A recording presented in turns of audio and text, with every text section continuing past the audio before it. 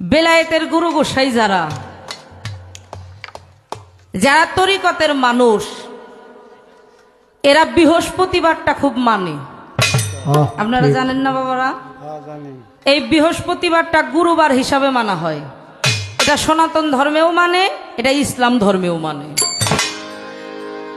আমি শুধু জানতে চাই, এমন একজন আল্লাহর ওলি প্রত্যেক বৃহস্পতিবার আসলেই এই কপালটার মধ্যে এইভাবে থাবড়াইতো আর বলতো, হায় আফসোস, হায় বৃহস্পতিবার, হায় আফসোস, হায় বৃহস্পতিবার। আমি জানতে চাই কেন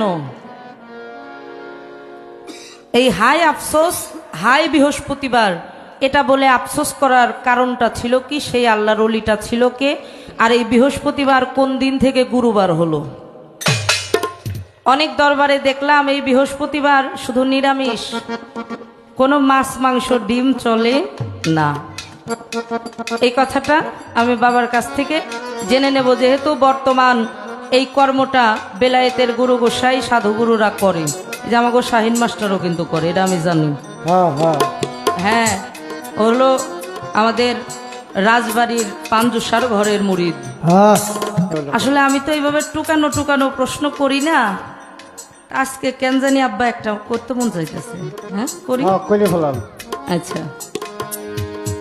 আমারে কয় আমি বলে খেপছি, বাইরে গেলাম চা খাইতে। কোন বদের ভদ্রতা স্কুল, এত গান হলেও কোনোদিন এমনি আমার ধরে নেই। আজকে লো আসলে বাড়ির কাছে আছি দীক্ষা। আমি বলছিলাম আমি বাস্তববাদী বয়াতি, বাস্তববাদী বোঝো। আমি দেখে দেখে গান গাই, একজনের শোনা কথা আমি খুব কম করি। বাস্তববাদী বইতে বাস্তব কথাই জিজ্ঞেস করি। যেই ব্যক্তি চিৎকার করতো হাই বৃহস্পতিবার, হাই বৃহস্পতিবার, এর একটা কারণ ছিল। কারণটা কি জানেন? আমার নবী করিম সাল্লাল্লাহু আলাইহি সাল্লাম যেদিন পর্দা নেবেন তার 4 দিন আগের ঘটনা। বারে ছিল বৃহস্পতিবার। এটা অনেকে জানেন, কিন্তু ঘটনাটা পুরো জানেন না। আমার নবী যখন বিছনায় সজ্জায় 4 দিনের দিন, 4 দিনের আগে মৃত্যু, অর্থাৎ রাসূল যেদিন পর্দা নেবে তার 4 দিন আগে ছিল বৃহস্পতিবার। হযরত ওমর রাদিয়াল্লাহু তাআলা আনহু, আবু বকর সিদ্দিক আর অনেক সাহাবা বসা। তার মধ্যে একজন সাহাবা ছিল ইবনে আব্বাস, সেও বসা।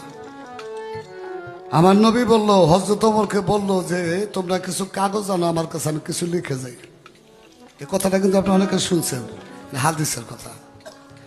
তোমরা একটা কাগজ আনো, আমি কাগজে কিছু লিপিবদ্ধ করব, কিছু লিপিবদ্ধ করব, কিছু লিখে যাই।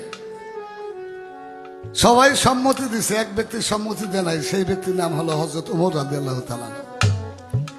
হযরত ওমর রাদিয়াল্লাহু তাআলা বলতেছে, মৃত্যুর সজ্জায় উনি অনেক কিছু কইতেছে, উল্টাপাল্টা বলতেছে, লেখার প্রয়োজন নাই। ইবনে আব্বাস ছিল পিছনে, সে চাইছিল রাসূল যেন কিছু লিখে দিয়ে যায়। সব সাহাবী চাইছিল, এটা খুব একটা মারাত্মক ঘটনা। সব সাহাবী চাইছিল নবী যদি কিছু লিখে দিয়ে যায়, ওই রাসূলের লেখা অনুযায়ী আমরা চলবো। কিন্তু যখন বলছে কিছু লিখে দিয়ে যাব, তোমরা একটু কাগজ কলম আনো, কাগজ আনো, কিন্তু কেউ দেয় নাই। ওই যে ওমর রাদিয়াল্লাহু তাআলা আনহু বলছে, মৃত্যু সজ্জায় শেষ সময় মানুষ অনেক কথাই কয়, লেখা দেয় নাই। যখন আমার রাসূল পর্দা নেওয়ার পর, যখন পর্দা নিলেন, ধরাধাম ত্যাগ করলেন, ত্যাগ করার বাবা আমার নবী করিম সাল্লাল্লাহু আলাইহি সাল্লাম যেদিন ধরাধাম থেকে বিদায় নিলেন, তার 2.5 দিন মতান্তরে 3 দিন পর কিন্তু তার জানাজা হয়েছে। আমাদের জানাজা হয় কবে? জানাজা মানে আমার নবীর তো জানাজা হয় নাই। আমার নবীজিকে জানাজা দেবে এরকম ইমাম পৃথিবীতে কে আছে? তাই আমার নবীর দেহটা রেখে চতুর্দিকে ঘুরা ঘুরা মানুষ দোয়া দরুদ পাঠ করছে। আমার নবীকে রাইখা আবু বকর, ওসমান এবং ওমর রাদিয়াল্লাহু তাআলা আনহু এই গদির নিকে এক জায়গায় গিয়া মারামারি করে। এগুলো ইউটিউব হইতেছে, এগুলো বলা ঠিক না। অর্থাৎ অন্যান্য নবীকে দাফন না করে তারা হলো ওই কেলা ক্ষমতায় বলবে, এটা মাতব্বরি করতেছে। এই ঘটনার জন্য আমার রাসূলের দেহ মোবারক সমাধি করতে দেরি হয়েছে। 2 দিন বা 2.5 দিন পর তার দেহ মোবারক মাটিতে রাখা হয়। যখন রাখা হয় এরপরে ওই বনি সাকিবা গোত্রের মধ্যে তা আবু বকর সিদ্দিক এবং ওমর রাদিয়াল্লাহু তাআলা আনহু তারা বসে বসে এই খেলাফতি নেওয়ার জন্য, মসনদ নেওয়ার জন্য, বাদশাহী নেওয়ার জন্য, খেলাফতির জন্য তারা সেখানে একটা মিটিং করে। আনসারি গোষ্ঠী, মদিনার আনসারি গোষ্ঠীর লোক বলছিল, আমার নবীর পরে যদি খেলাফতিতে বসতে হয় তাহলে আমরা বসবো, কারণ নবী ছিল মক্কায়, তাকে বিতাড়িত করে মদিনায় পাঠাইছে, আমরা রাসূলকে আশ্রয় দিয়েছি, আমাদের এখানে রাখছি, রাসূলকে আমরা আমাদের প্রাণের চাইতে বেশি ভালোবাসছি, তাহলে রাসূলের পর যদি ওই মসনদে বসতে হয়, খেলাফতিতে বসতে হয়, তাহলে আমরা অগ্রগামী। এইটা নিয়ে হযরত ওমরের সাথে ওইখানে জ্ঞানজামও হয়।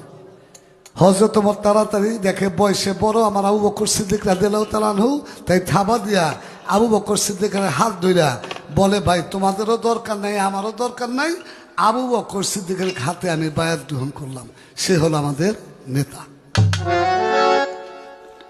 এই আবু বকর সিদ্দিকের হাতে যখন বায়াত হইল হযরত ওমর রাদিয়াল্লাহু তাআলা আনহু, তখন থেকে এই প্রথম খলিফা আমার নবী করিম সাল্লাল্লাহু আলাইহি সাল্লাম পর্দা নেওয়ার পর প্রথম খলিফা হলো হযরত আবু বকর সিদ্দিক রাদিয়াল্লাহু তাআলা আনহু। এই যে বনি সাকিফায় যে ঘটনাটা হয়েছে ওইটা দেখাই ইবনে আব্বাস চিৎকার করতে আর বলতো, বৃহস্পতিবার আসলে হায় বৃহস্পতিবার, হায় বৃহস্পতিবার, হায় বৃহস্পতিবার। যদি বৃহস্পতিবার নবীজি কিছু লেখা দেওয়া যাইত তাইলে হয়তো এই ঘটনা হইতো। আমার মনে হয় বাবা তোমার একটা প্রশ্নের মীমাংসা আমি করতে চেষ্টা করলাম দলিল অনুযায়ী, হাদিস অনুযায়ী।